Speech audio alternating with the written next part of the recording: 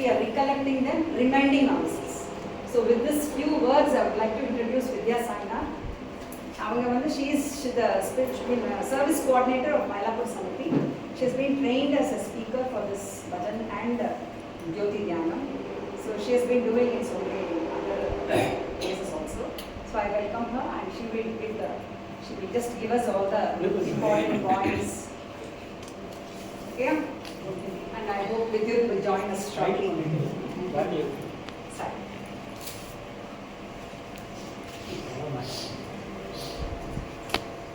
I humbly pronounce the lotus feet of Swami from his service by this session and benefit out of this. Sairam, I will use alternatively. In case you are not able to follow, please let me know, because being the mother tongue, I will switch over. In case you are not able to understand, please stop me. Okay. We have gathered here very much for the reason, as she told, we have to follow guidelines that have been drawn up by Swami. Only thing is, we have forgotten, or it has changed over the years due to many advancements in the technology and other reasons that we are not able to keep up the guidelines perfectly. So just to remind ourselves, as well as to see if we can really 100% follow, we will see whether, we will revise the guidelines, and let's see by the end of it or over the years, let's see how best we can follow. Okay. Why do we, what is a bhajan basically? See, let us, I know we have been, the Samithi, I was told by Kanchana when I was doing level sticking, that's a very close knit group. I had yesterday she was talking, and I'm happy to see all of you here. So, can we start with what is a bhajan in the first place, and what is a bhajan? Singing Bhagwan namas, not only namas, talking about, singing about his glory, his gunas, his leelas, everything. Bhajan, everywhere it is happening. In Sathya Sai organization, it is very special because Swami loves bhajans. He stops wherever he goes. If he hears bhajans, that's it. He enjoys bhajans. And no wonder many of us in the organization are attracted basically because of bhajans. So bhajans is nothing but singing the nama of Lord and thereby earning his grace. Swami says there is nothing else comparable than bhajans. He is so fond of it that he says so, because all of us come together, sing Swami's nama with the different, with all our throats, and we get our hearts filled with bliss. We become so happy, and in the process we make Swami also happy. In fact, Swami sings with us. So we should enjoy singing, and all of us are doing that. Many lead singers are here. So how do you, how do you enjoy when you sing bhajans? What do you get out of it? What do you think you get out of singing bhajans? We get pure bliss. You get bliss, happiness. And we are free from our other thoughts. Excellent, yeah, we are free from all our other thoughts. So that connects us to God. Excellent, that is the key to it. See, it connects us one-to-one with Swami. And in the process, we are not connecting ourselves. The person who is singing, the person himself or herself is not alone connecting. They are connecting the others as well in the group wherever we are sitting to God. So you are all doing a service. You bhajan singers are doing a spiritual practice, a service to Swami, that not only you connect yourself, but you connect all others as well. In fact, Swami has jokingly told, those who connect yourself only, it seems you are a sinner. Only those who connect yourself as well as others is a singer. So let us be singers at the end of the day and earn Swami's bliss. Okay. How many of you have sung in front of Swami? Generally, together with others. In front of Swami. Yes. Okay. See, when I say in front of Swami, you all imagine the physical form, right? Swami is there everywhere. See, he is sitting right beside us, behind us, everywhere. It doesn't mean that we need the physical form to praise the glory of Lord. He is there everywhere and he has proven it in every action of his. I don't know how many of you listen to some of the discussions that the boys, Bhajan boys had. They have disclosed the fact that in one of the brothers, Siddharth, he speaks about him getting a dream after Swami's passing away recently, a year or this February, I'm not sure. He says, I'm sorry, I put it in silent. No, it's not yours. Yeah, okay. I put it inside. He says Swami came in his dream and he says, he's being called, Swami is telling that one boy, he refers a name, he doesn't refer a name, he says, this boy is a very good boy, all of you should follow his practice. So, in the dream, he is, other batch students are there, he is the senior I think. So, he is not able to, others are not able to identify who the boy is. Then he is able to identify that boy and he asks Swami whether he can quote that name to the others, and Swami says, okay, tell them about what he did. So this boy, Siddharth in his dream is talking to the other students saying that this person, his name is, I may tell wrongly, say XYZ, not able to recall the name. Okay, so this person quotes the name of the person and says, since he is in Nigeria, in South Africa, he says all others in the office went on a strike, but this person didn't go on the strike because he felt that this is not for correct reason. But he didn't want to really contradict the others' opinions, so he happily took leave that day. He didn't go to office. He stood by the justice and he didn't want to participate. So Swami quoted that and said, he didn't participate. He knows what is right and wrong. So this happened in the dream, everything done. And later Siddharth went and told his master, one of the professors, he's still working there, he went and told the professors that he had such a dream and this is the name of the boy and all. He said it is quite strange. He said, I don't even remember that person because I studied with him. I know the name but I don't connect the face, I don't even know where he lives now. So days pass by, after about a few days, one couple comes to the campus. They say, that boy says, I want to show my wife the entire campus because I had studied here, I am a past student. I would like to show this place to my wife. So that person says, the professor says, you have to get the permission of the director, please go and get. Luckily it was a holiday, people had gone on vacation. So this person gets the opportunity to take his wife around and finally comes and thanks the professor saying that, thanks that I was able to take her around, I am very happy. And then just as a matter of to talk to him, engage him in a conversation, this professor calls him inside and makes him sit and asks what is your name, and not what is your name, what are you doing, all those things. He says he's from Nigeria, he wanted to show his friend, his wife the campus, and he recalls that place, and so he's asking what is your name. Then he says, so then he asks, did you participate in any, did you stay away from the strike and all those things? He says, no.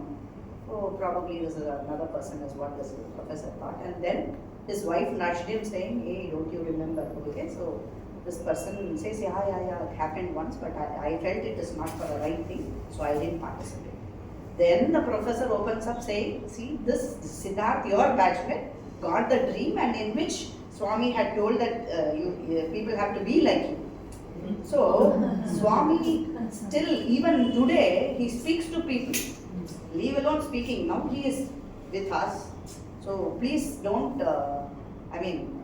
forget the fact that he is not there in the physical form. Every time you sing, you are singing for him. It seems once the boys were singing, students were singing, it was supposed to be for about 45 minutes.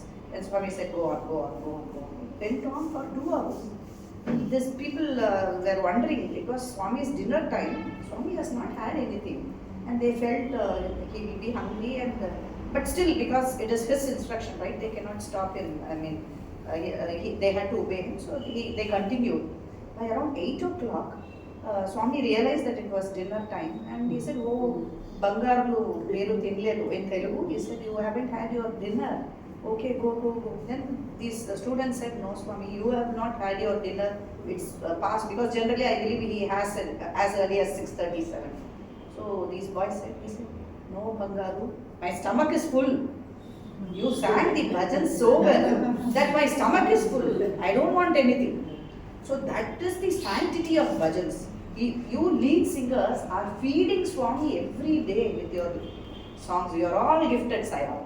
And as they say, you are all double promoted, because you not only earn the bliss, or you not only make yourself connect to God, you make others as well connect to God. So I wish I was a singer like you. Anyway, it's not too late. I've been practicing, but I'm not as good as you, so I don't sing also. For the same thing, I quote an example again. You must have heard this incident, but would be good to recall it again. They say that wherever bhajans are happening, Swami is there. To prove this, you must all be knowing Geeta Mohan Rao. Since childhood days, she has been with Swami because her parents, grandparents are all devoted to Swami, and they were off and on with Swami's presence. Once it so happened, it seems Swami makes a trip in the car quite frequently with Geeta Mohan's father, Dr. Padmanabhan. And in one instance, Geeta Mohan's father was driving the car. Beside him, his wife. At the back seat, Swami and one other person. And it seems Swami said with so much compassion that he will make Geeta Mohan. She was just 3 years old then. It seems Swami told, "I'll make her sit on my lap. Your legs will pain because it's a long distance travel. You don't bother. I will make her sit." This Dr. Padmanabhan was a bit worried because this girl is a bit of mischievous, and he was wondering how he is going to manage. But it so happened they travelled, and Geeta Mohan fell asleep on Swami's chest. And so gifted she is. She was just 3 years old. And being a child with Swami all the years, she knows everybody by name in the Prashanti Nilayam. She knows the singers and everything. Suddenly, out of the blue, she heard some bhajans. Her mother will not sing, her father will not sing. So she was wondering how come. She watched her father and mother, they were not singing. And she could not realize what is happening. Then she looked at Swami. Swami said, "Bhajan jarugutundi, don't talk." Meaning, bhajans are going on, don't talk. So she didn't understand. She was leaning on Swami's chest. She could hear the bhajans being sung in Prashanti. And she is so blessed. And right from the Ganesha song till the Aarti song, she happened to hear all the songs that are happening in Prashanti. It seems he told, at the end of the session, it seems Swami told, "These people are singing for me. How can I miss it? Wherever I am, my ears will be there where bhajans are being sung." That is the level of. So, having said all these, now we will come to the crux of it. We know that there are some guidelines, and these guidelines are to be followed. If we follow 100% of it, we can earn Swami's grace. I know in the recent past, with so many things happening in the busy world, we are not able to keep up, but we should attempt at least, we should attempt to follow the guidelines. Out of which the first and foremost thing is, you have to be on time. Sorry, I was late today because I could not find the address. All these are the happenings of the advancements. The roads never used to be so crowded those days. People used to come promptly, but now it is slightly different. So you have to be on time for the bhajans. The lead singers, whether it is a Samithi bhajan or you are being called for some other bhajans, wherever some wedding or some special occasion, irrespective of it, wherever you are being asked to sing, please be on time. When I say time, it is not on time if the bhajan starts at 6. It is not at 6 that you are expected to be there. You are expected to be there at 15 minutes before you start the bhajans. See, when Swami comes to your house, what do? You decorate your house with so much flowers, lighting and all those things. So, when you go to a Samithi or when you go to some other place, it is the same, except the fact that your heart is going to be the home. So, you are going to invite Swami to your home, which is your heart. So, you have to be available 15 minutes before. Prepare yourself from the external interferences that you have had during the day.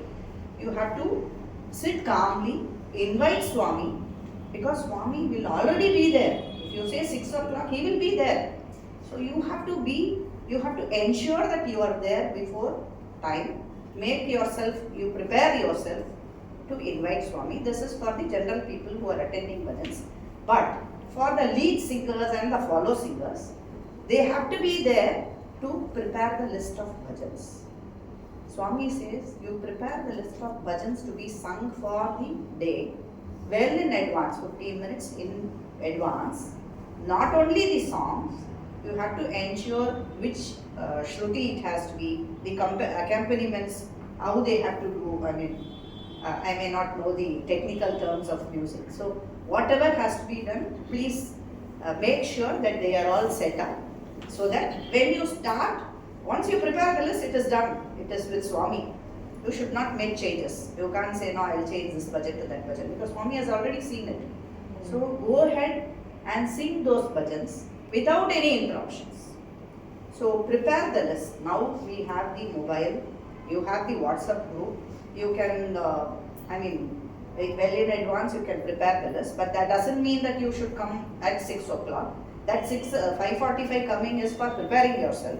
But the bhajans list is a must, that in between the bhajans, you are not supposed to discuss what to be sung next. What happened, there was a senior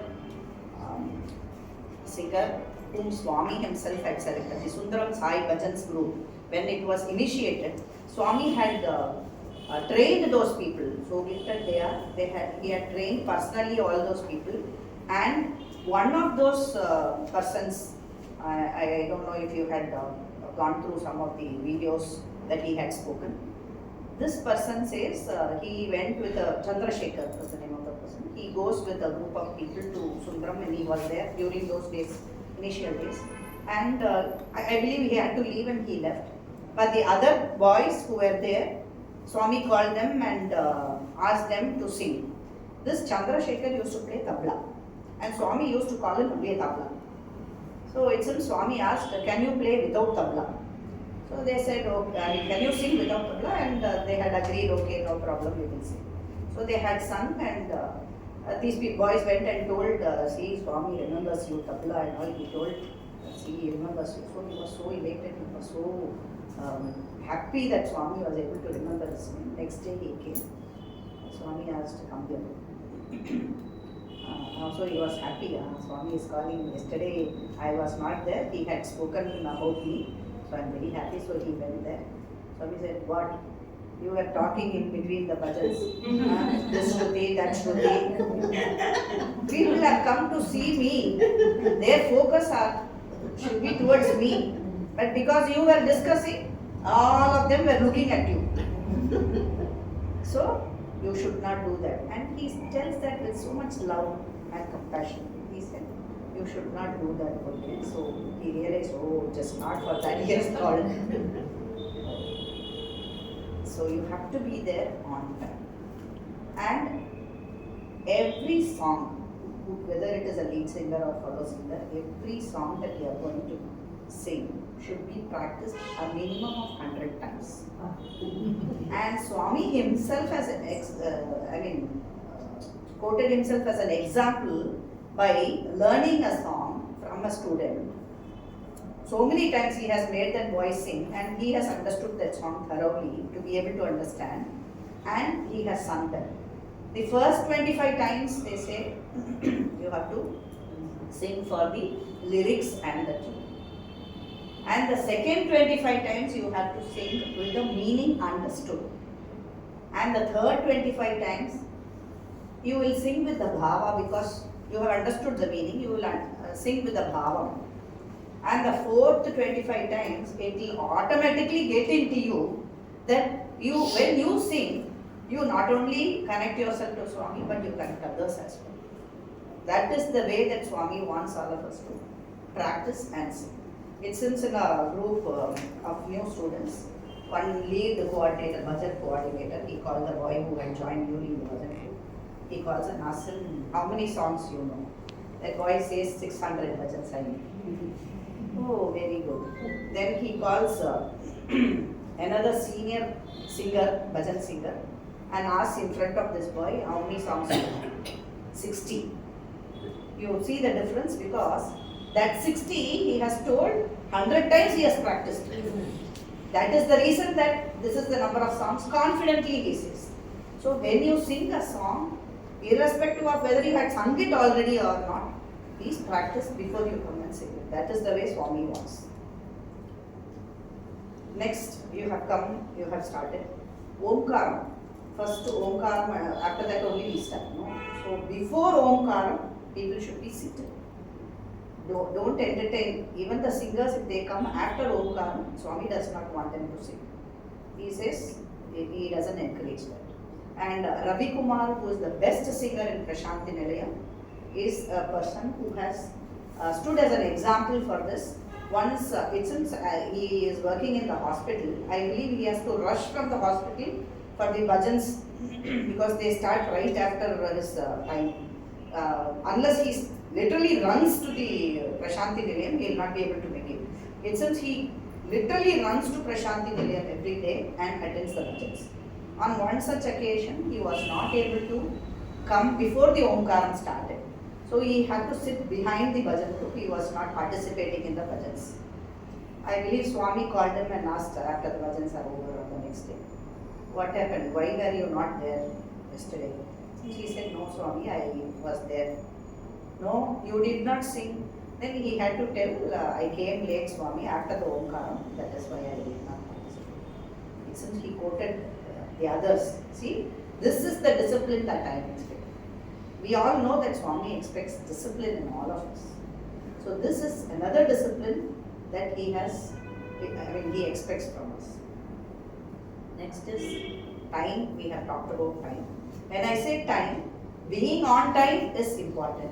Closing on time also is important. So Swami, when he was there in physical form, he will push the stool and make us take aarti. That is different. But now we have devised a time saying that this is the time that I am going to end and take the aarti. So Swami knows in advance. So you have to finish on time. And when you leave the bhajans, when you leave the premises of the bhajans, you have to leave silently because these vibrations are to be set in ourselves. These positive vibes are to be. See, the air is polluted these days with so much of bad thoughts. Leave alone bad thoughts. Purity, the air is not pure. So many things are there in the air. Viral infections, this, that, and bad thoughts, everything. So, Swami says all these things will get purified because of the bhajans. So he expects us to be silent after the bhajans. In fact, Swami himself has proved that the air can be purified because during his early childhood days, when he was 8 years old, he started a bhajan group, Pandari Bhajan group, yeah. So he used to teach his friends, call his friends in the same village, and he used to teach bhajans to them, and they used to sing and enjoy a lot. Swami used to teach them a lot of new bhajans. And over a period, it so happened that people from all the neighboring villages also joined hands and they all started singing. And the parents there started becoming, they were a bit worried because cholera was on air and they were afraid that the children also would get infected with cholera. But Swami, it seems, went and told them, the cholera will not come and affect us because we are singing bhajans. So he has proven that time itself that bhajans will purify the air. So it will not only purify us, the people who are singing, it will purify the neighborhood environment also. And Sathya Sai organization is one organization where the bhajans are structured in such a way that not only on one particular deity, we have the bhajans on all deities. Ganapati, Durga, Ayyappan, Lakshmi, Saraswati, everything. And not only that, we have bhajans about other religions also, Sarvadharma prayers. To quote this also, one Sathya Swami asked one of the Mahilas group studying their students, Bukapatnam, the village near Shanti, it's the Mahilas group were called, and they were asked to distribute food packets to that village. And Itzel Swami called them and asked, so what will you do? Swami, we will sing bhajans. Okay, what bhajans will you sing? These girls were very happy because Swami is asking, you should say the bhajan that is very dear to him. They said Manasa Bhajan. No. See, this village is full of Muslims and they may not like me, but you have to sing bhajans which are common. So don't specifically sing about me. That is the level of, he wants everybody to get involved. And when we sing, during the Samiti or wherever we sing, we have to include all deities because some believe in Rama, some believe in Krishna. So when you sing about different gods, others also will be able to connect remembering those lords' names and it will be good. And Swami insists that you have to sing the Sarva Dharma within the first 6 songs. For some reason he only knows. So Sarva Dharma has to be sung within the first 6 songs. And next is people will come inside during the bhajans. People will come. They have to ensure that they don't disturb the existing people or their focus towards Swami doesn't get disturbed. So you have to come and silently get seated. Don't move the mics. Here you don't have the mics, but wherever you go where you have the mics, make sure that you don't make noises when you move the mics. You have to do it very soft. And the next thing is clap your hands and sing loudly. Swami says when you are caught in a well, what will you do? You will not, with a low voice you will not be singing, right? So sing with a loud voice, at the same time not a sweet voice, not a smooth voice. So you should sing in such a way that you are caught in a well and you are seeking the help of Swami to release yourself. And clap your hands when you sing bhajans. He says, like how the trees fly off when you clap hands from the tree. Birds fly off from the tree. When you clap, all your bad thoughts will fly away. So make sure to clap your hands, but at the same time maintain the rhythm. Don't clap wrongly so that the others get distracted. Yeah, along with the beats, how the song goes. It seems again one occasion, one boy had joined newly and he was clapping to glory. Swami called him and asked, why, what are you doing? Since he said all the birds from the neighbors also are flying away. So clap only for you, not clapping correct. So that is jokingly he will do all those things. And Swami sometimes will say, this boy is not singing nicely. Immediately all boys will come and ask each other, why you didn't sing nicely? Swami was saying. And another person who sings badly, Swami would say, you are singing nicely. The others won't know. They will also say, oh, yeah, he sang nice. Then Swami will call them and tell, see, I am the doer. You all understood wrongly. Purposely I did because he didn't sing well. But I said, okay, by looking at my face, you all started saying. Because he is the doer, he knows everything. So clap hands and sing the glory of God. Next, do you face any, I've been talking for long. Do you face any problems in your Samiti now that we have spoken about a few guidelines as of now? Do you face any problems you have had? All right, sir. I look for with you there. See, in one of the sessions run by Amay is a singer there. He is being asked by a person in some foreign country. He says that people are not coming for practice sessions. What do we do? He says, politely tell them, this is not good.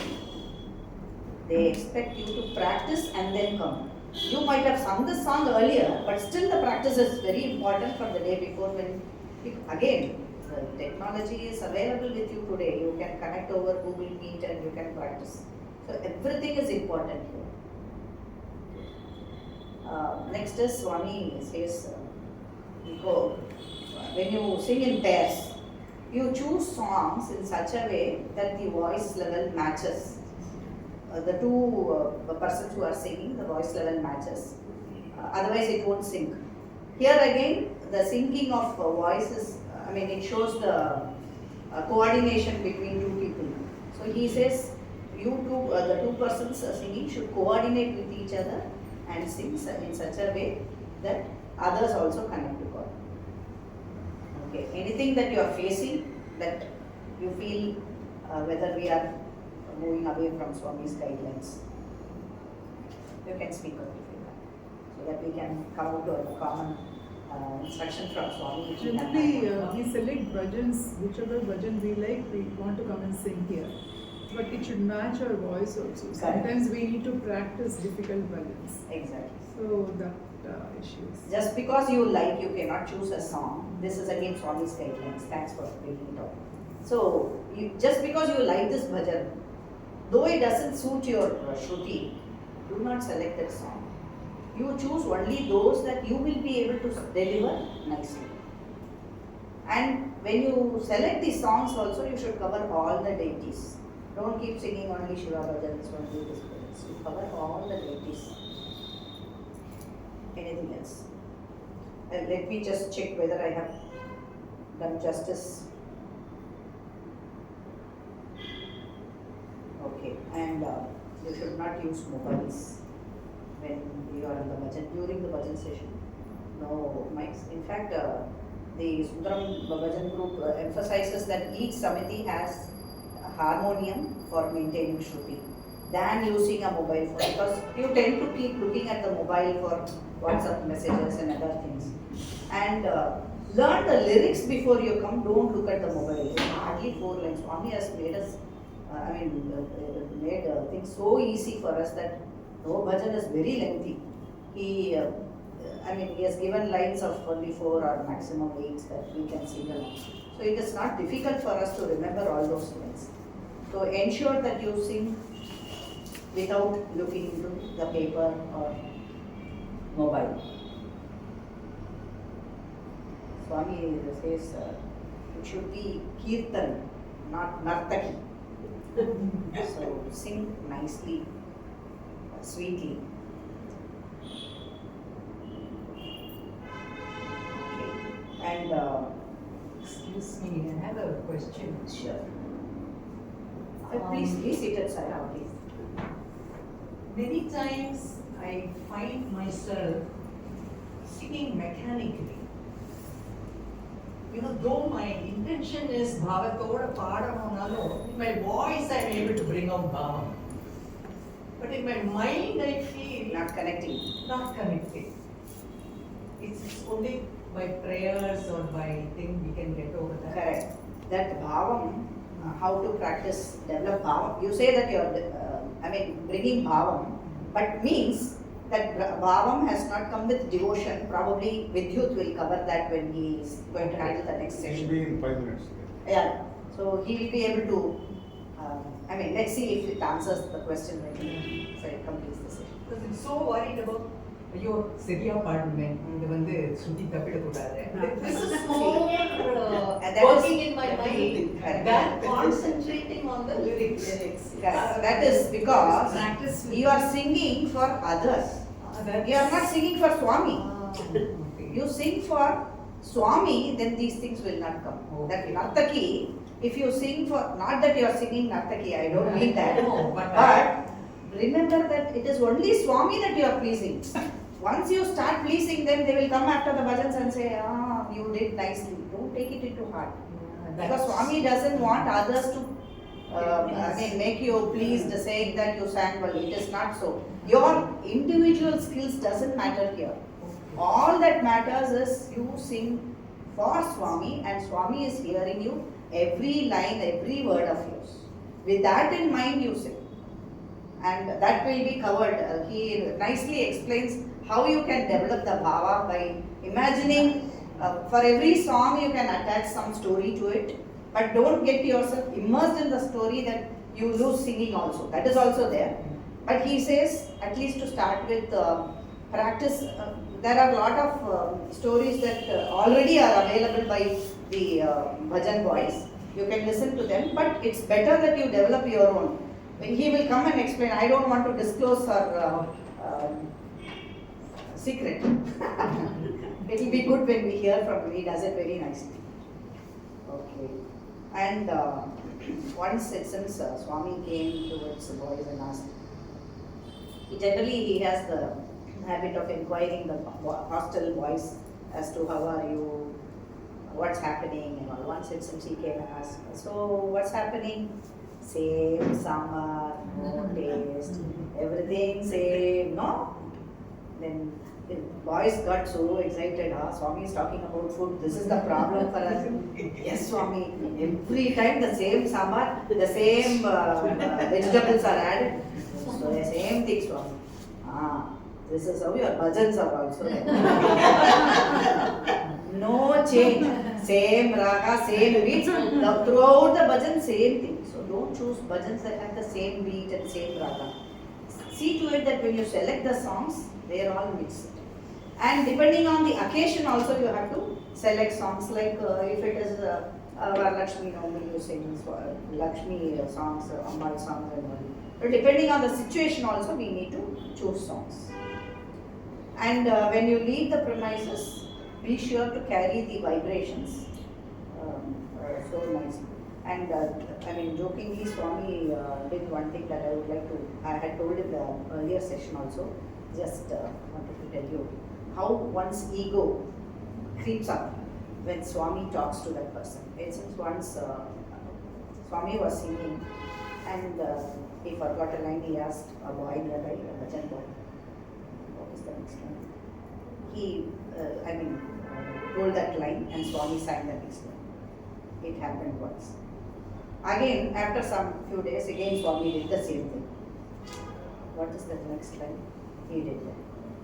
The next time, this boy thought, okay, this time Swami is going to ask me.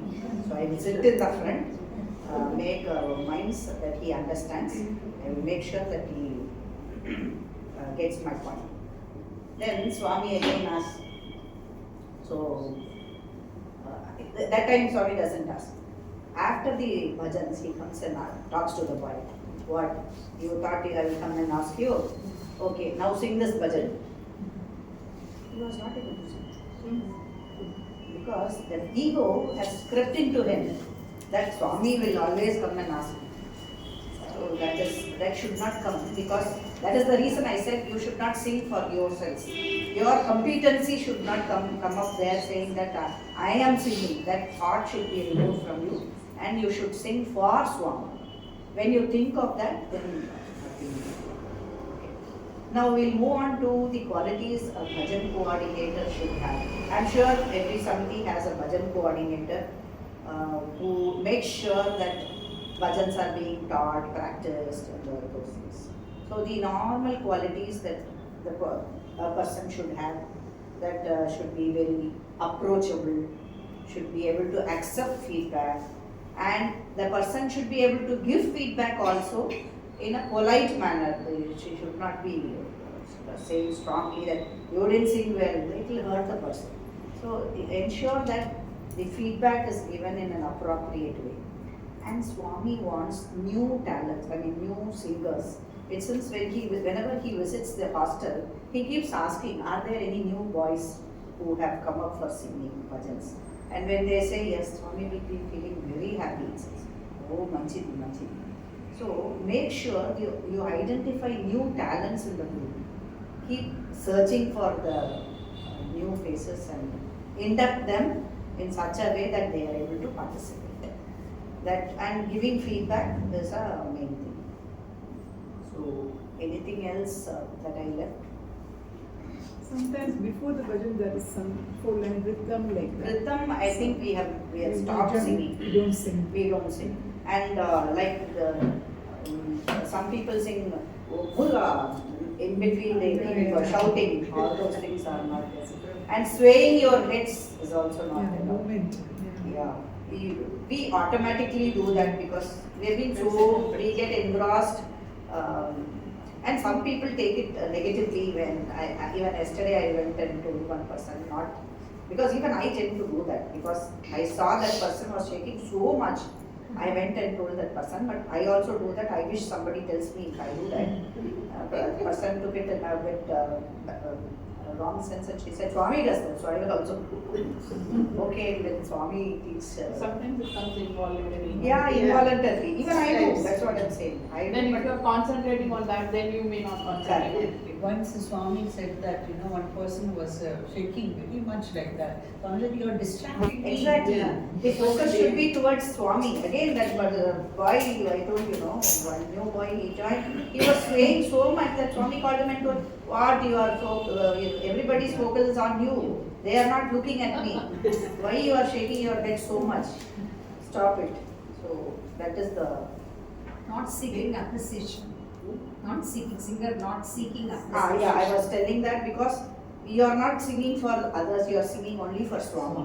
When you start singing for yourself and for the sake of others, whether I am singing nicely or not, don't seek appreciation. In fact, you should politely say, we are singing for Swami. That is how we have to. The other thing that we sometimes face is when that particular singer is singing the tune wrong,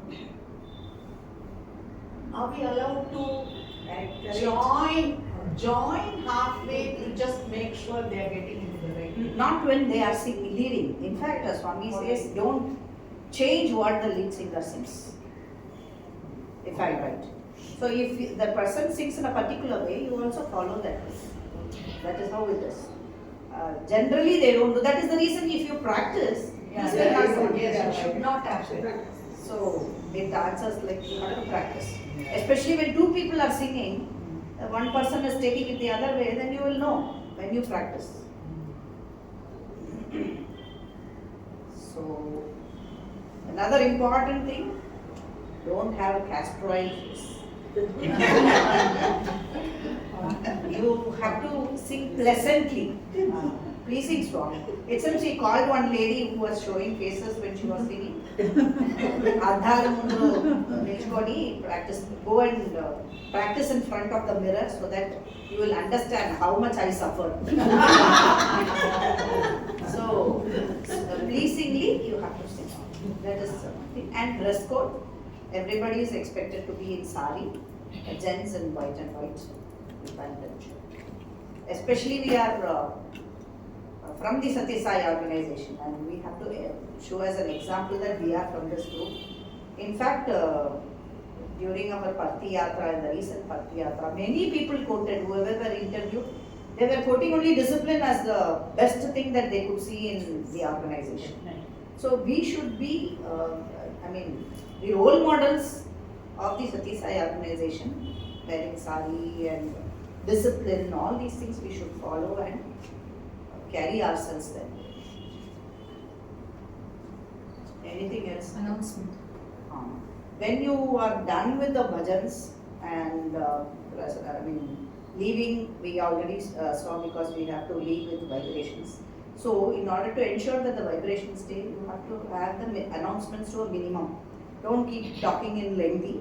Leave the premises as soon as possible with minimum announcements, what is there the next day, and just leave. Don't keep it lengthy. I think I am done. Yeah. Vidyut, hopefully he will be answering your question. I will just tell him what you answered. Okay. Thank you, sir.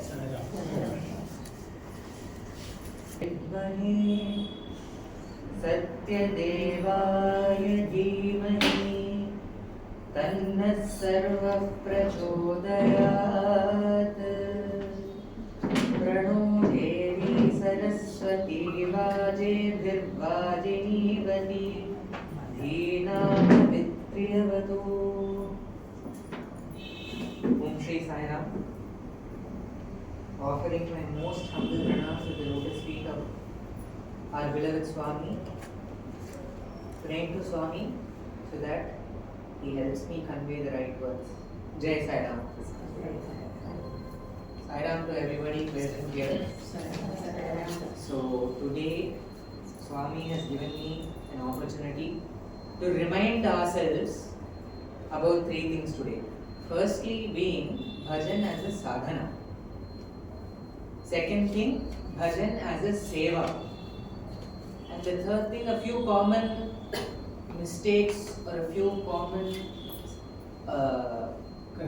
corrections or some mistakes that we might tend to make during bhajan. So I'll be addressing those 3 points. Most important is bhavam. Again, this is a reminder session. So with Swami's permission, I'd like to start by asking a very simple question before we proceed on to what bhajan actually is. So what is sadhana? That is a fundamental question that we have to ask ourselves before we embark on any kind of practice that we take. Because understanding what sadhana is essentially what is going to bring us up to where we need to be. So that's the first thing we have to understand. So I'd like to ask the audience here, what does sadhana mean? What is the basic takeaway that we have to understand from sadhana? For that I'll give a very simple example. Let's take me for instance. I am a MBBS student. For me, becoming a doctor is what I have to do. So let us compare that. So there's a goal, becoming the doctor. Let's imagine I am in school right now. So what do I have to do from a school level so that I become a doctor? So what I'll have to do is I'll pass my 11th and 12th. I'll give a NEET exam, enter medical college, and further it goes on to PG. Let us try to apply that to reaching God. So you have a goal. The first thing is a goal. You have a goal, you set that in mind, you have to reach God. For that, what do I have to do? Just like how preparing for NEET exam and clearing the UG exams in college and PG, all that in one word is sadhana. So everything that you do, each small step that you take towards God. See, so now we've set the goal as God. It's the bigger picture. In fact, the biggest picture that you can ever get.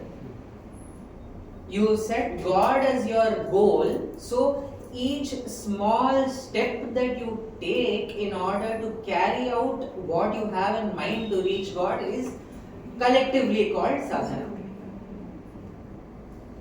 Okay, so now we've established what sadhana is. We are trying to make a link between bhajan and sadhana. How is the bhajan that we are singing, that we have come here, we've all assembled here today? First thing, how is that bhajan going to help me? And secondly, we say bhajan is a sadhana, how does it become a sadhana?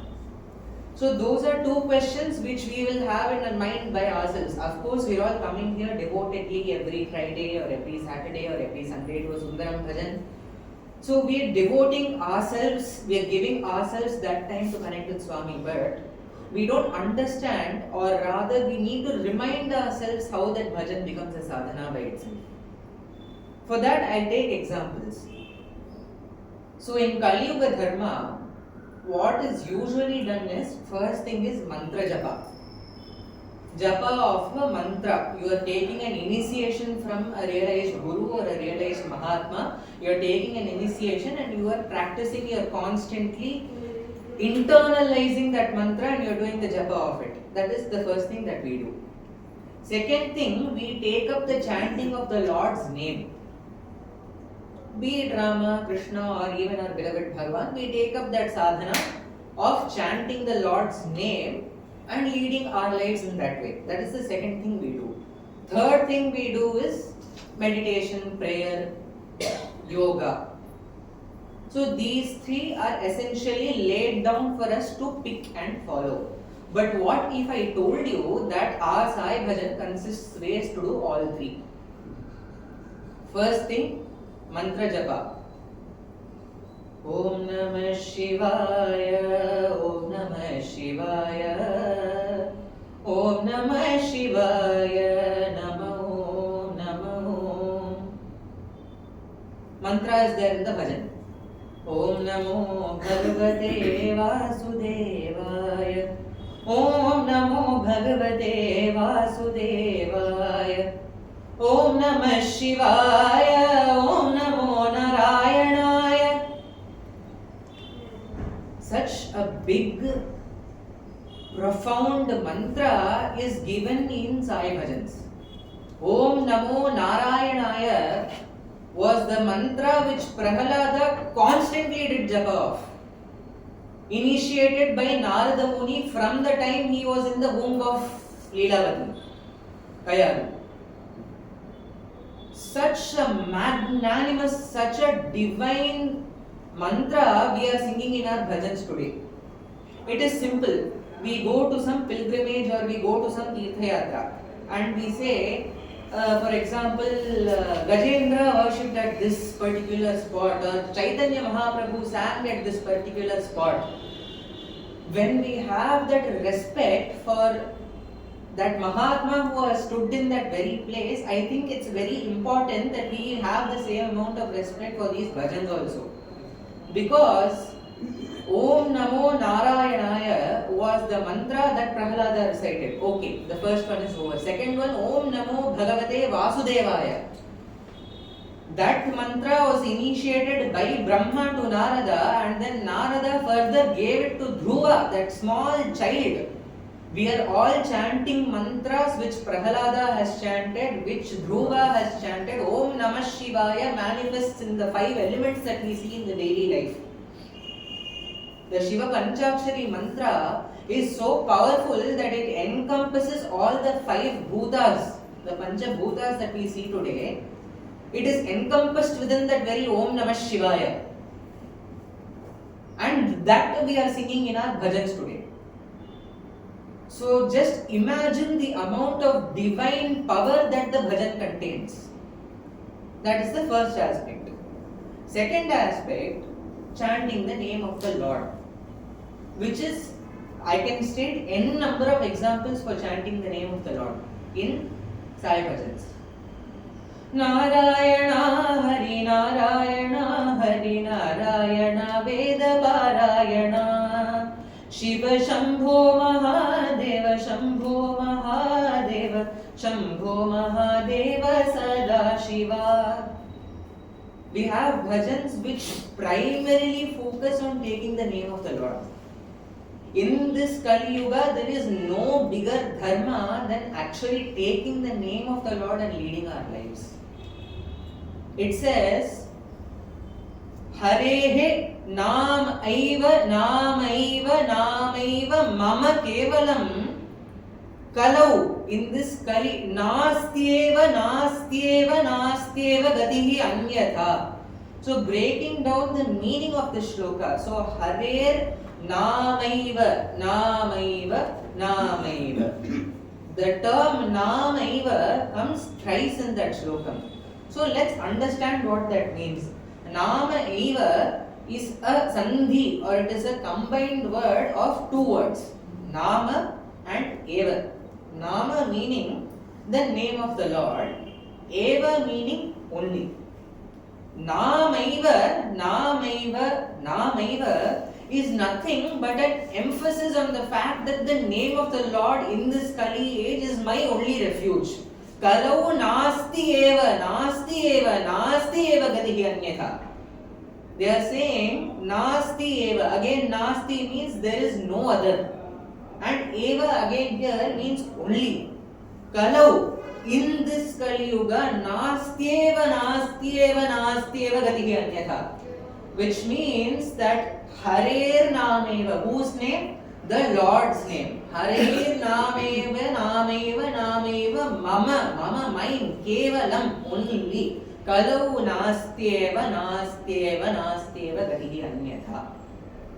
In this Kali age, I do not have any other refuge. I do not have any other refuge other than taking the name of the Lord. So in Sai Bhajans, we are doing that also, and on a regular basis.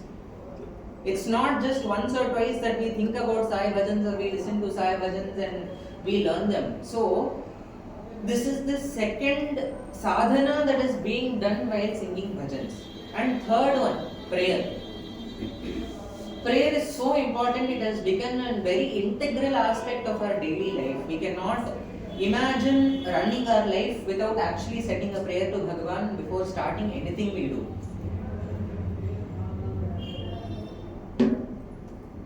Again, bhajans have so many prayers.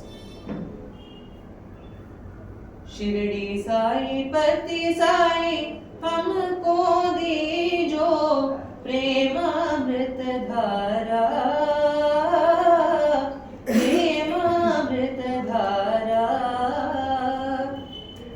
we are asking him हमको दीजो प्रेमामृत धारा.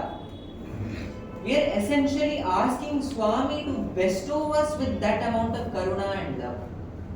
Next line of the bhajan, तब सेवा की अवसर दीजो सत्य साई महादेव. तब सेवा की अवसर दीजो सत्य Sai Mahadev. Give us the opportunity to serve your lotus feet, and most importantly what we need during bhajan, गानामृत में भाव दीजो प्रेम साई भगवान, प्रेम साई भगवान. गानामृत में भाव भी दीजो प्रेम साई भगवान. We are asking him for that ultimate connect that we develop between him when we sing our bhajans. गानामृत में भाव भी दीजो प्रेम साई भगवान. So we saw three aspects of how bhajan became a sadhana. First one, mantra japa. Second one, taking the name of the Lord. And the third one, which is prayer. Which means that we should here at this point of time realize how big of a sadhana that we are doing. Because these mantras that we receive, they are actually received in a very esoteric manner, in a very concealed manner, and that has been given in our bhajans, the first thing. Second thing, to even chant the name of the Lord you require is grace. I'll take a very simple example. There are people who chant the name of Radha, who take up chanting the name of Radha as a sadhana. They say that in order to even say that name Radha, you require her grace. You require her grace fully. Even in terms of, even Krishna also gives a blessing in terms of taking the name of Radha. He says, Ra uchcharana matrena dadami bhakti uttamam. He says Ra, saying that name Akshara Ra, dadami bhakti uttamam. I bless that devotee with ultimate grace. And finishing that shloka, dha uchcharana matrena yami shravana lobhatah. See how beautiful the shloka is. So he says, by saying Ra, I bestow that ultimate bhakti, and by saying Dha, when the devotee finishes the name of Radha by taking the name Dha, I go behind him in the excitement to hear him taking that name more. And even that name Radha comes in our bhajans. Rasavilola Nandalala Radha Madhava. Vandakshar. Ra, you've told the Shabda Ra, he is giving you that ultimate connect between him, and you've taken the term Dha, so now he is running behind you in order to listen to you, take it more. That is the second magnanimity of bhajans, and of course the third one, prayer, I don't have to even say.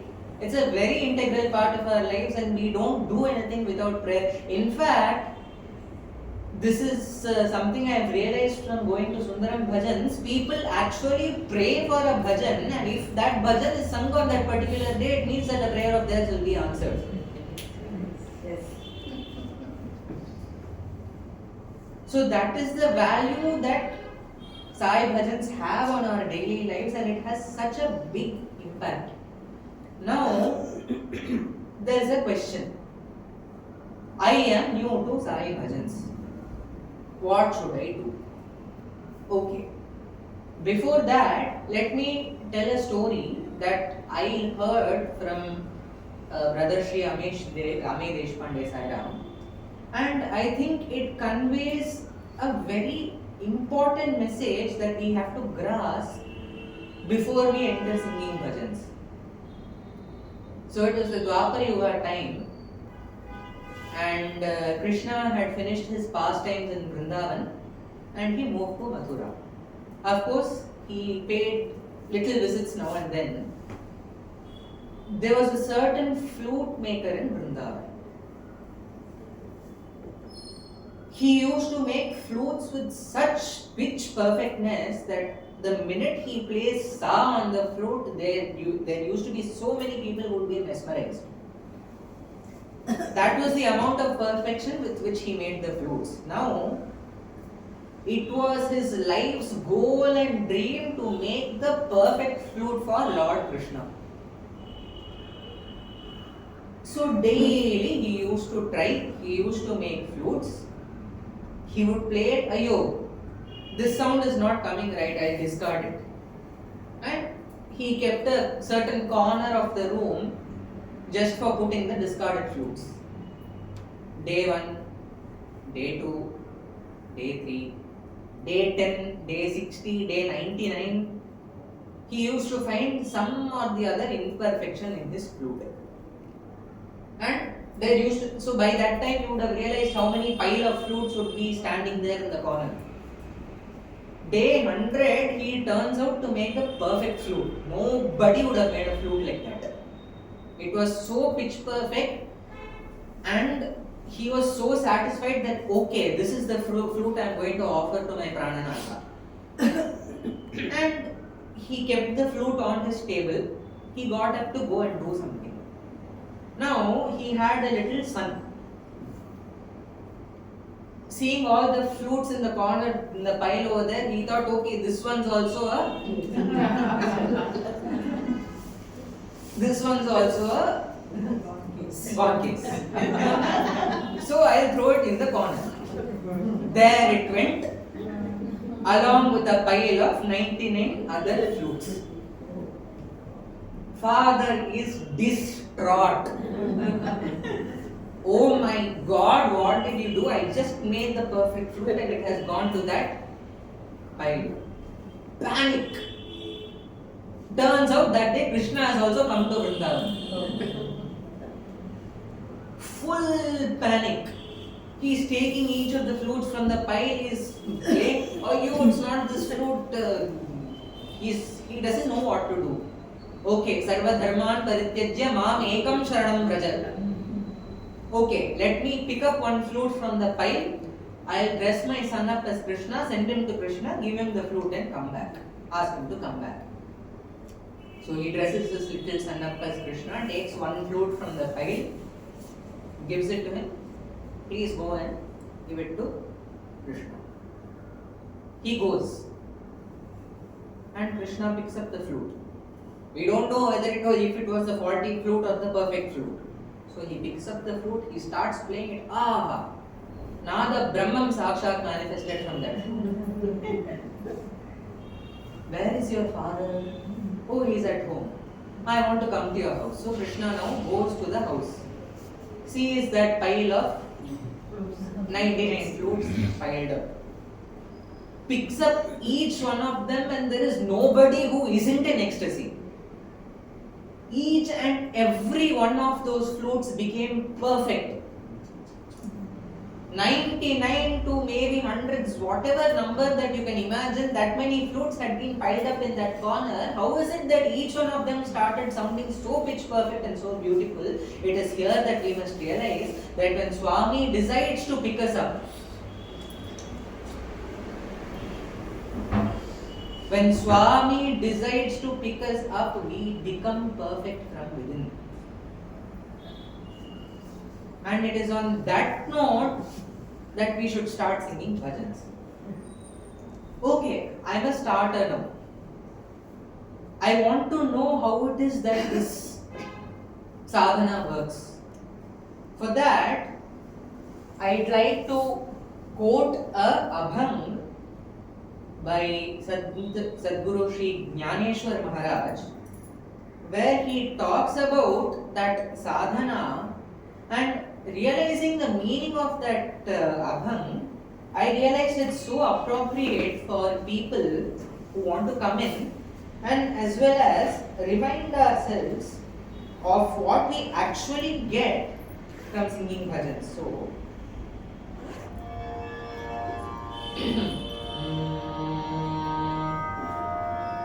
the first verse of the abhang goes like this.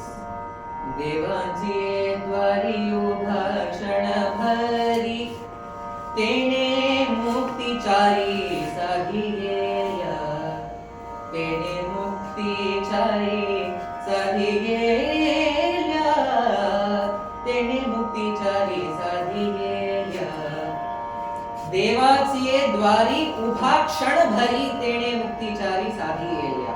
What he is saying is देवाचे द्वारी, the door of the Lord. So let's all of us imagine that we are standing outside Vaikuntha.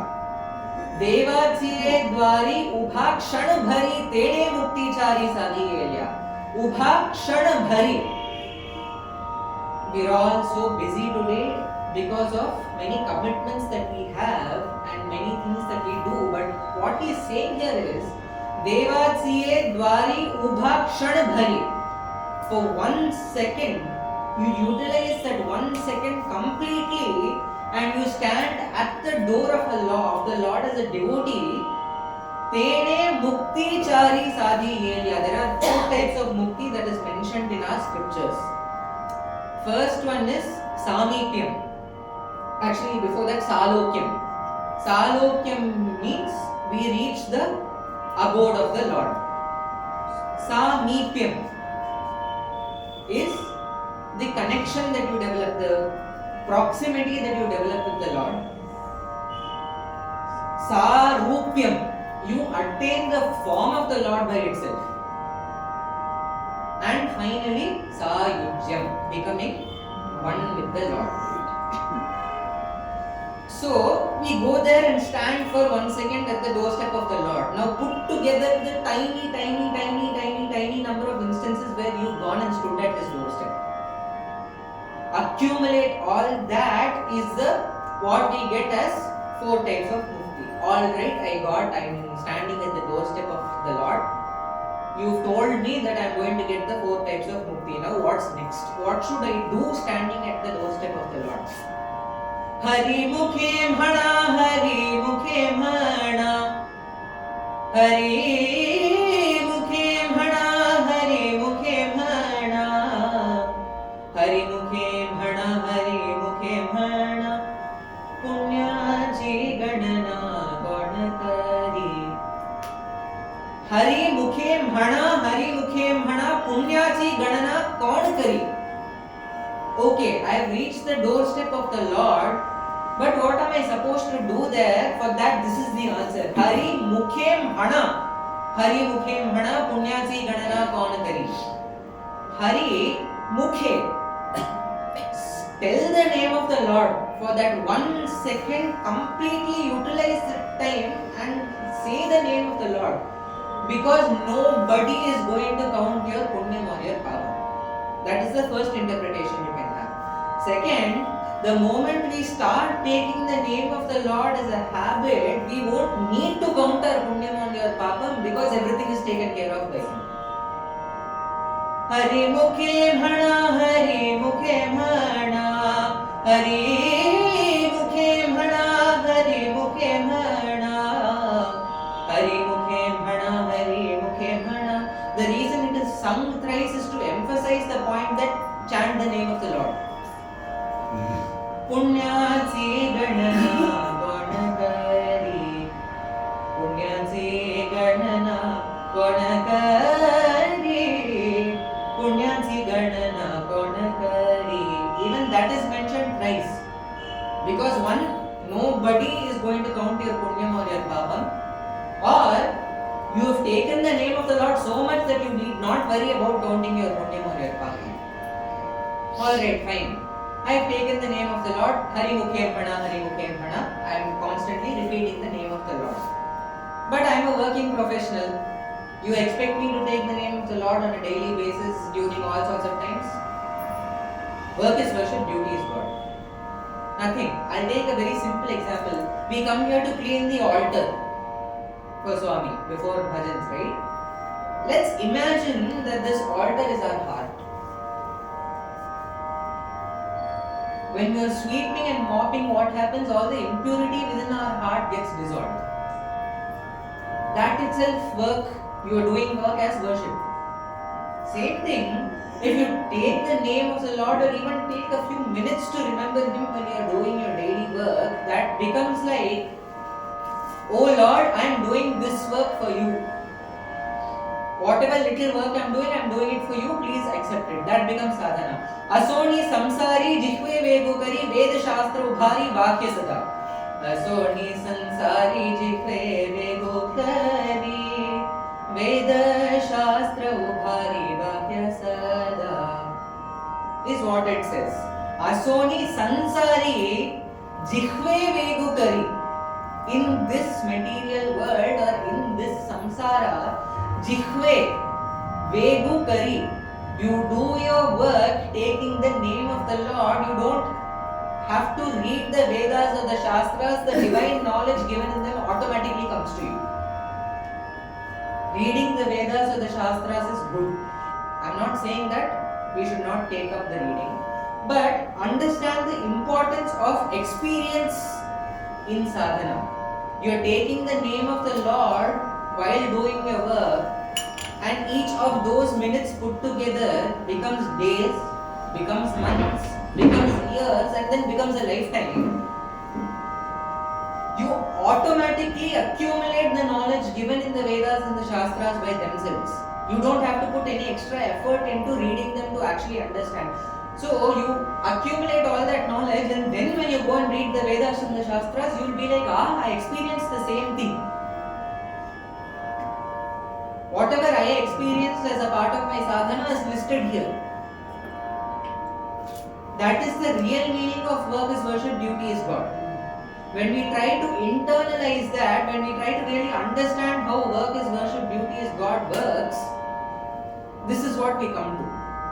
Alright, fine, I am doing it. Asoni sansari jikve vegukari Veda shastra ubhari vakya sada Veda shastra ubhari vakya sada Veda shastra ubhari vakya sada.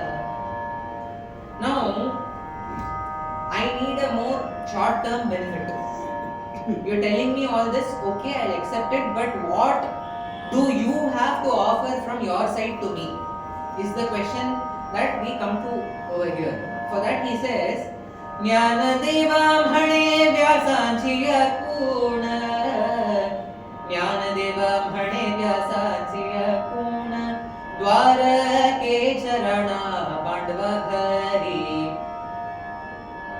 Jnana deva, Jnana deva take Vedavyasa Srimad Bhagavatam as the proof that the minute you follow all these, that that king of Dwaraka who saved the Pandavas in every single moment of turmoil will come hold your hand and do the same for you.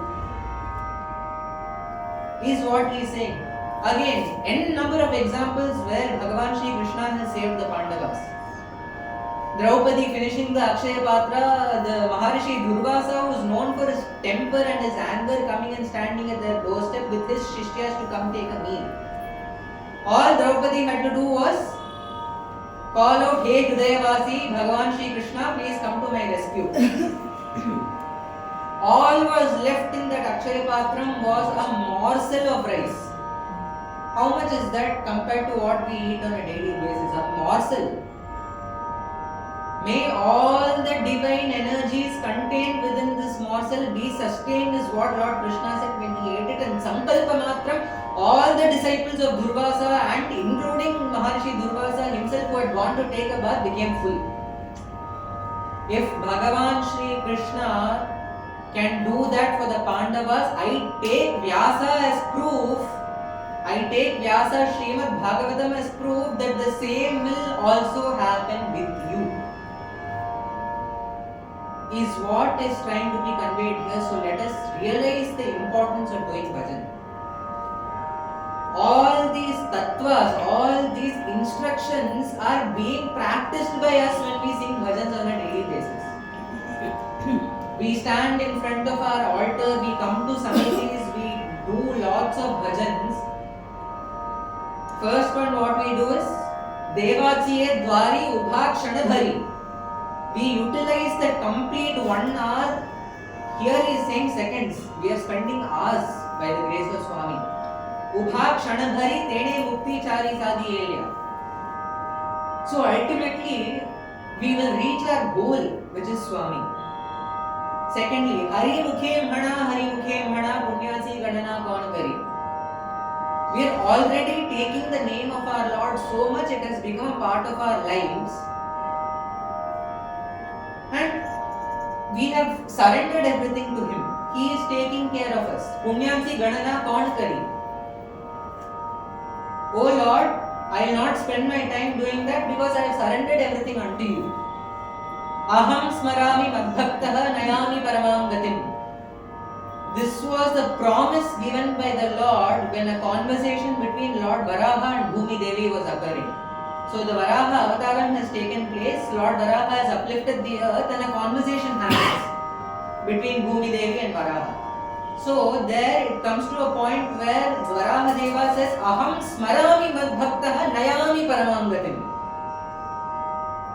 I will give him what he lacks and I will preserve what he has. And I will take him forward. Nayami means leading, pushing, giving a jerk. Nayami paramam gatim. That is what Swami says. You take 1 step towards me, I take 1,000 steps more towards you. Essentially, that's what happens when we do bhajans. But all this comes from the very root of bhavam. Bhakti e bhavam illama varadu. You don't get bhakti itself without bhavam. The same Maharaj Jnaneshwar has says, Bhave vina bhakti, bhakti vina mukti. Bhave vina bhakti, bhakti vina mukti. Vina, the term vina means without. Without bhavam, there is no bhakti, and without bhakti, there is no 4 types of mukti. So that bhavam from within is very important for a sadhana. Now, for example, let us say we are preparing sambar rice. So the taste that we acquire from the sambar rice, let us map that with attaining God. Now, what do you need for preparing sambar rice? You have said sambar rice. Okay, the very first component in that is rice. Do you want to eat that rice alone, or how does it taste when the sambar is added with the rice? The rice is odanam or food. Let us compare that with sadhana. Sadhana is the odanam, while the sambar, which adds the quality to the odanam, is the pathyam. Pathyam is basically what characteristics has to be within ourselves when we perform that certain sadhana. So bhavam is the fundamental pathyam that has to be accompanied with the sadhana. But that's not all. It's not sufficient if we have that bhavam alone. For that you have two pillars called Shraddha and Saburi. Many instances in the life of Bhagwan Sri Shirdi Sai Baba where Shraddha and Saburi have been mentioned and even exemplified. So, even the biggest example being Shabari. She laid a flower path for Rama daily whether he was coming on that particular day or not. Why? Because one day he is certainly going to come. Laid down flowers on a daily basis, plucked fruits, made sure they were all okay, cleaned her house every day because my Guru told me Rama is going to come. Similarly, if we take up this sadhana on a daily basis, in small steps, see, Shabari took up steps on a daily basis. She was intensely consistent, not consistently intense. For example, we take up japa of Krishna Nama. We say Krishna on a daily basis. Let's say you do 1 lakh in one whole day and leave it out the next. Okay, I've done 1 lakh today. I'll take a break tomorrow. I'll do it day after tomorrow. Or you do 108 on a daily basis without break. Doing that 1 lakh on that one day was consistently intense. But then what happened? Next day is gone. While you're doing 108 every single day without miss, there you're being intensely consistent. Now what happens? The mind is accustomed, the mind is tuned subconsciously that I have to take that name every day no matter what. Whereas you go for the consistently intense path, what happens that one day is missed out in the middle, which means your mind is not going to get constantly churned in the name of the Lord. Sadhana is actually like churning butter. How is butter made? You take the milk and the cream together, you churn it, how the gopis of Braja used to churn butter. You churn it and what you get is either high quality butter or proteinaceous water. So we are the cream of the Lord, having divine potential. Sadhana along with the pathyam is how you churn yourself. And ultimately what you will end up as, now this is our choice. One, we end up as the high quality butter, dripping with divinity and spreading divinity, looking at divinity within each and every corner. Antar bhagishta tat sarvam vyapya narayana sthitaha. Or we end up as the water which is discarded to the sea. So we have to be the butter dripping with all that divine potential so that we spread that divinity and love to others and take everyone to God. Ultimately, Bhajan is about taking everybody to God, and that is the second thing I will be addressing today, how Bhajan is a seva. We know the 9 types of bhakti. Shravanam, Kirtanam, Mananam, Vishnu Smaranam, Padasevanam, Archanam, Dasyam, Sakhyam, Atmanivedanam. Right? Okay, now we are singing bhajans. Shesha Shailavasa Narayana.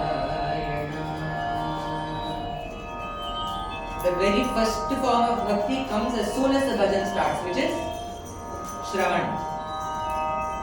Not only are you listening to the name of the Lord, you are also now enabling the others present in that particular location to listen to the Lord. That is the first thing you've established. Second thing, mananam. You have to follow the 9 next, right? Essentially. For that you need to be able to grasp through Shravanam and to be able to replicate that while following. So there itself the second form of bhakti is also over. So I have sung Shesha Shailavasa Narayana. You've all grasped the name of the Lord with that devotion. You have constantly thought about it in your mind and then you are also repeating it. There itself Smaranam also gets over.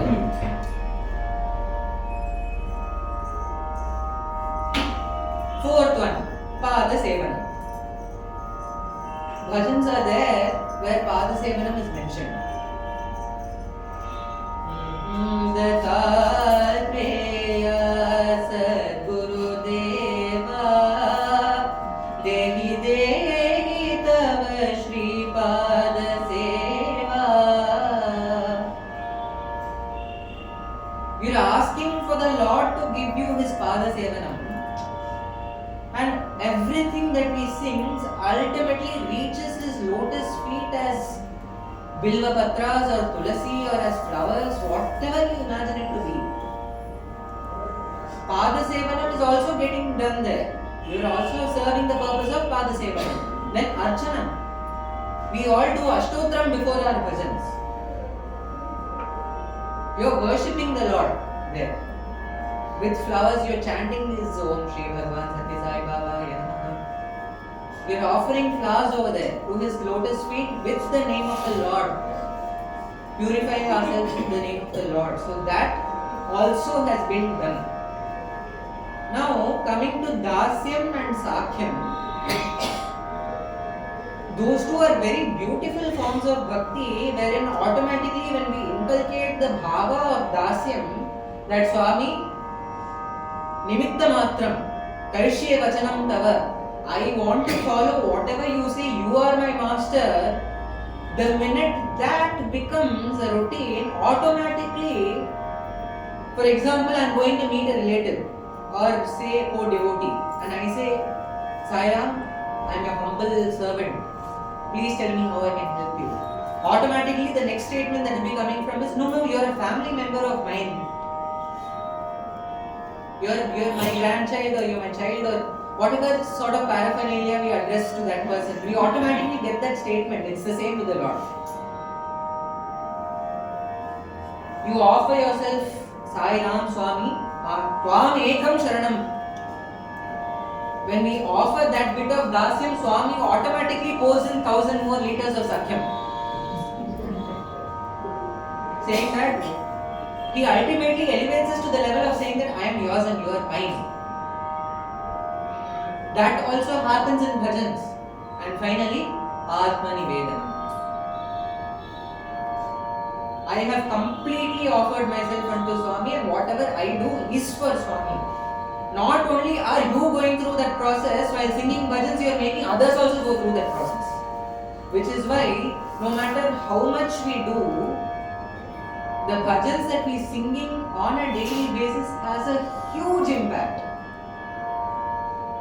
People go through changes within themselves. People pour out the maximum that they have within their hearts when a bhajan is being sung.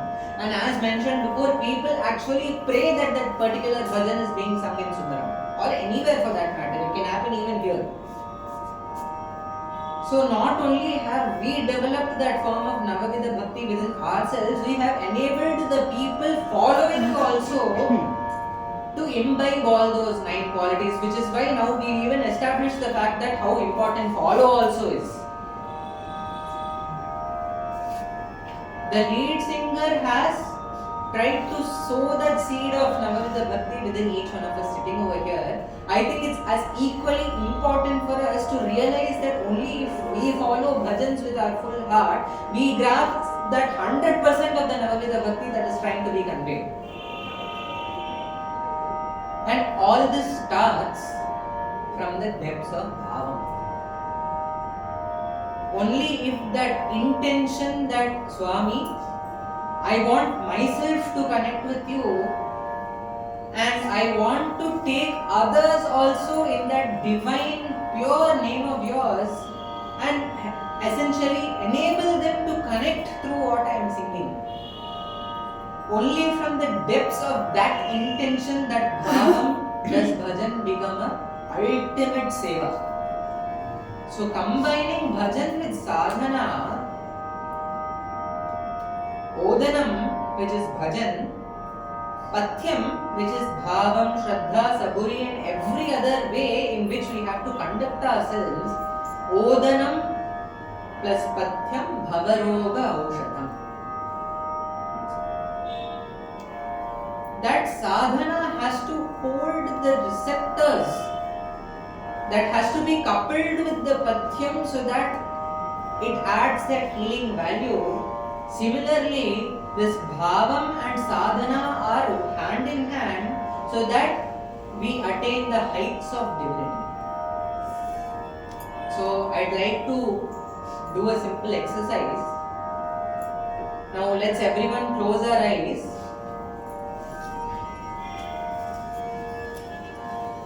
We are going to do an imaginative exercise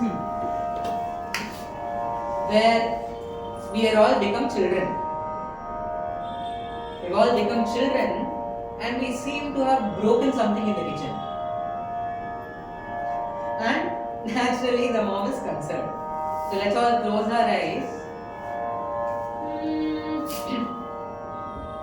Amba mandahasa vadani manohari sai jagajanani. We're all tugging at the mom's hair, her clothes, saying, Amma, please turn back and look at me. Amba mandahasa vadani. Oh, I'm missing your smile so much that's on your face. Please turn, please turn. Doesn't budge? Okay, I'll try more. Mata, Mata, Mata Jagat Janani. Oh, Amma, Mata Jagat Janani. Please turn and look at me. I'm calling you over here from the depths of my heart. Mata, Mata, Mata Jagat Janani. Amba mandahasa vardani manohari sai Jagat Janani. Oh, she's still not turning back. I have to try more. Jagat Janani Shubhakarini. Jagat Janani Shubhakarini. Now I will shout at the top of my voice so that you turn back. I don't know, you've not been responding to those 2 times I called you. No, I'll call you at the top of my voice so that I get your attention. Jagat Janani Shubhakarini. Now she's turned back for that slight 1 second. You've caught her attention. Sai Jagannata Sathya Sai Jagannata. Now you see a slight smile on the mother's face. Sai Jagannata Sathya Sai Jagannata. Now we're all in the mood of saying, oh my God, I missed you so much. You just want to run and hug your mother when she is smiling so that you've caught her at the right time. And now she's pacified and she tells you good things. So let us come back now with another exercise. Now let us all imagine we are in Pandharpur. We have come to see Bhakta Sakha Bhagwan Vithala. We are standing outside we're just standing outside the Pandharpur temple and there's a long queue. There's a very long queue. We have to engage ourselves in the Bhagavat Chintan. So everybody close your eyes. We're standing outside in Pandharpur. there's a very big queue. Panduranga Vitthale Hari Narayana Hari Narayana Govinda.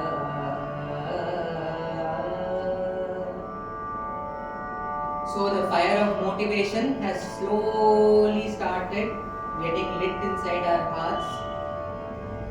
Panduranga Vitthale Hari Narayana Hari Narayana Govinda. We've taken one step inside the temple. Panduranga Vitthale Hari Narayana Hari Narayana Govinda. We are taking tiny steps along with the queue. We've taken our first step inside the temple. And slowly we've reached that utmost point of connection with the Lord. We've seen Him face to face, our eyes filled with tears, with joy looking at the divine form of the Lord. And at that maximum connection with Him, Panduranga Vitthale Hari Narayana Hari Narayana Govinda. Panduranga Vitthale Hari Narayana Hari Narayana Govinda. All of us are now meeting eye to eye, heart to heart with the Divine Lord Panduranga. And we all want to spread that happiness to the people around us. We ask them to chant the name of Panduranga. Bhajan Narayana Govinda. Now we've realized that this Panduranga is none other than our Lord Sai. Sai Narayana Govinda. Now let us all take the name of the Lord together. Bhajaranga Hare Vithala. Bhajaranga Hare Vithala. Bhajaranga Hare Vithala. Bhajaranga Hare Vithala.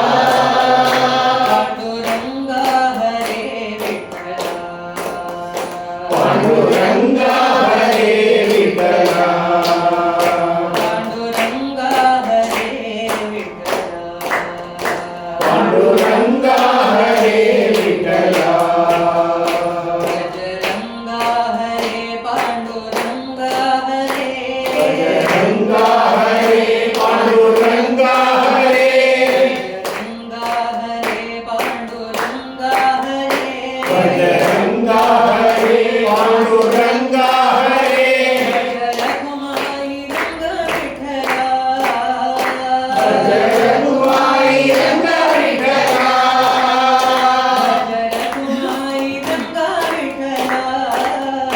Bhajaragumai Ranga Vithala. Bhajaragumai Ranga Vithala.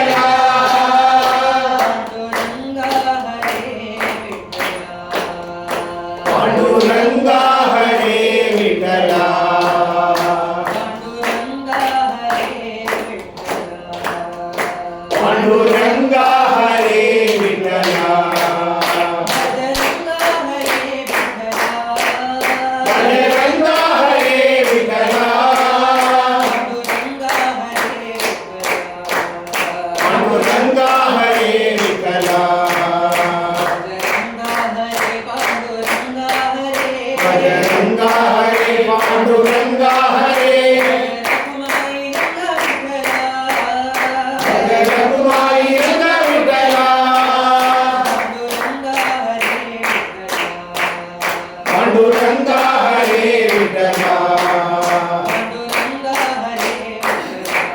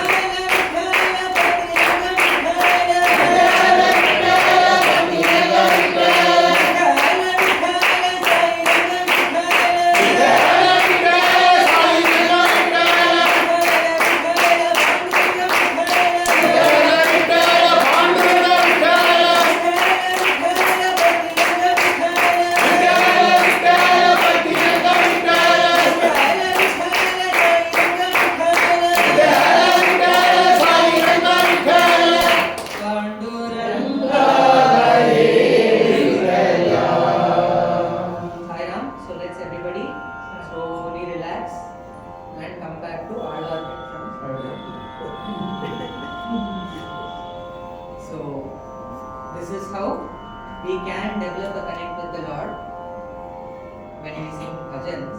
But again, for that, another thing that's important is we don't lose track of the meaning of the bhajan. For example, we state words that don't impart meaning to the bhajans. For example, the term Vithala itself has to be pronounced that way, because tha, when we say Vithala, the tha sound that manifests from within the nabhi brings out all the impurities, and as per the shastras, saying that tha in the Vithala imparts a sort of akarshana. So that name Vithala has to be pronounced that way. Similarly, when we take in bhajans where we are addressing Lord Shiva, Bhasma Bhushitanga Sai Chandrasekhara. Bhasma means holy ash. Bhushitanga, Bhu, that, so the difference between Bhu and Bhu has to be stressed over there. Otherwise, what happens is Bhasma Bhushitanga does not impart any meaning. So, Bhasma Bhushitanga Sai Chandrasekhara. That is not the way it has to be sung. Shekhara. Shekhara means to hold high or to sport. So, Lord Shiva sports the moon in his crown or in his jata. Bhasma Bhushitanga Sai Chandrasekhara. And we say, we always confuse between Phala and Phala due to the Hindi pronunciation of that akshara. But actually, when singing bhajans, we should always take note of the language also. So it's Phala Netra Shuladhari Sai Shankara. Forehead. Phalam means the forehead. Phalam is not exactly a word in Sanskrit. The way it has to be pronounced is Phala. Phala Netra Shuladhari. Again, it's not Dari, it's Dhari. Dari also has some kind of meaning, but Dhari means he holds or he sports. So there are some certain things which we have to note while we are singing bhajans, especially we confuse between this Charanam and Sharanam. Charanam means lotus feet and Sharanam means surrendering. Vigneshwara Vinayaka. All of us familiar with that bhajan? Charanam Sharanam Vinayaka. It's Charanam Sharanam Vinayaka. Charanam, lotus feet. Sharanam. It's not Charanam Charanam or it's not Sharanam Sharanam. Sharanam Sharanam, we can argue that it makes sense, but it's important to how the composer actually also composed the bhajan.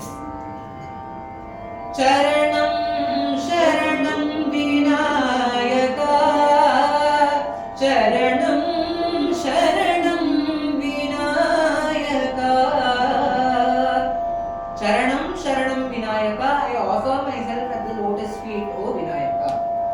Similarly, while singing Manasa Bhajare Guru Sharanam, it's Charanam, Manasa Bhajare Guru Charanam, Dustara Bhava Sagara Taranam. Some people out of habit sing Sharanam, it's actually Bhajare.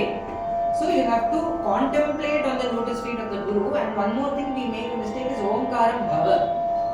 Lot of people sing Omkaram Bhava Om. We're not asking Baba to be Omkaram. We are saying that Baba is Omkaram. So we have to say Omkaram Baba. So there are a lot of differences that we might come to when we sing bhajans. So it's very important that when we learn the bhajans, the lyrics have to be noted correctly, because the meaning is what what imparts the bhavam within us when we are singing bhajans. So all of these put together, the small steps that we take to inculcate these habits is what is going to develop our bhavam. From bhavam, that bhajan becomes a sadhana, and when we have the right intent, when we define what our sadhana is, when we have the right goal, bhajans become a seva. And with that, I hope we've had a reminder session.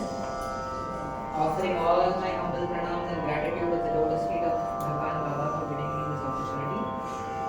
Jai Sai Ram. Jai Sai Ram.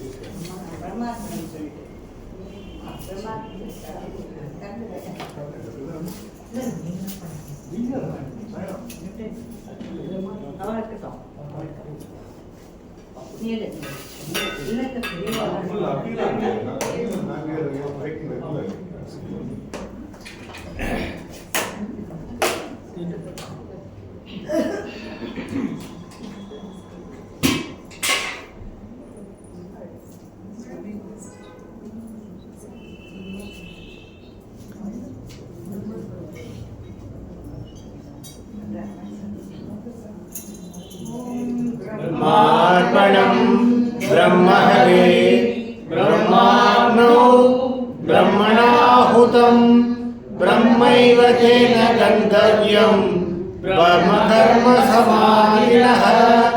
अहं वैश्वानरो भूत्वा प्राणिनां देहमाश्रितः प्राणापानसमायुक्तः पचाम्यन्नं चतुर्विधम् शान्ति शान्ति शान्तिः।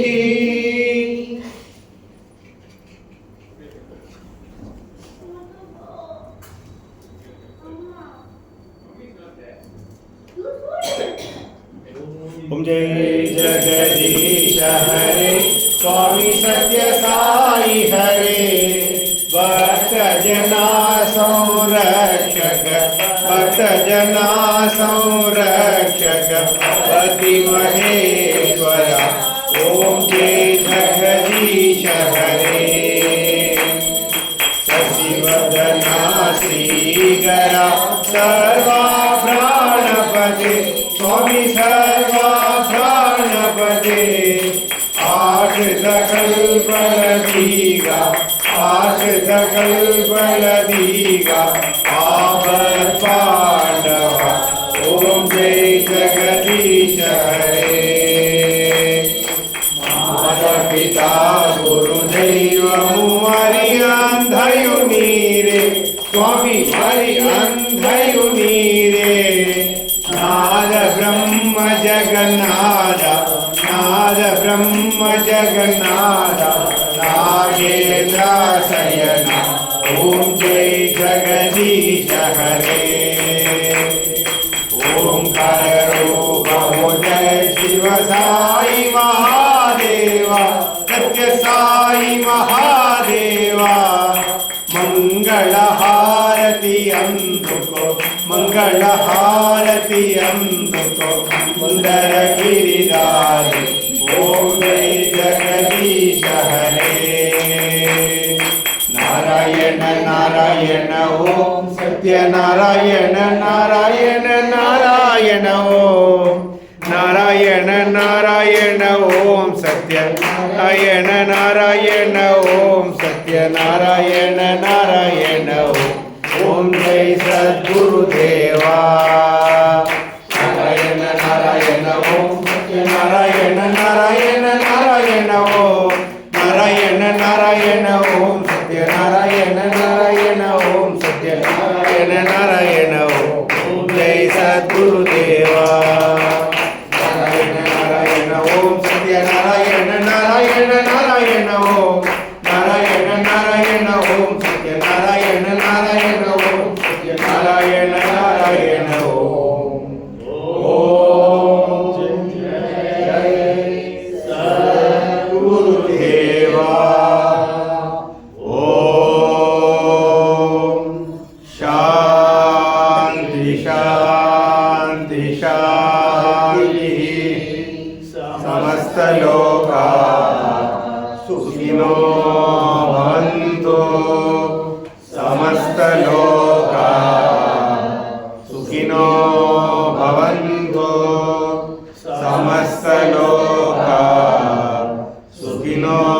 भवन्तु। ॐ शान्ति शान्ति शान्तिः। जय बोलो भगवान श्री सत्य साई बाबा जी की जय। परमं पवित्रं बाबा विभूतिं परमं विचित्रं लीला विभूतिं परमार्थइष्टार्थमोक्षप्रदानं बाबा विभूतिं इदमाश्रयामि। परमं पवित्रं बाबा विभूतिं परमं विचित्रं लीला विभूतिं परमार्थ इष्टार्थमोक्ष प्रदानं बाबा विभूतिं इदमाश्रयामि। पवित्रं बाबा विभूतिं परमं विचित्रं लीला विभूतिं परमार्थ इष्टार्थ मोक्ष प्रदानं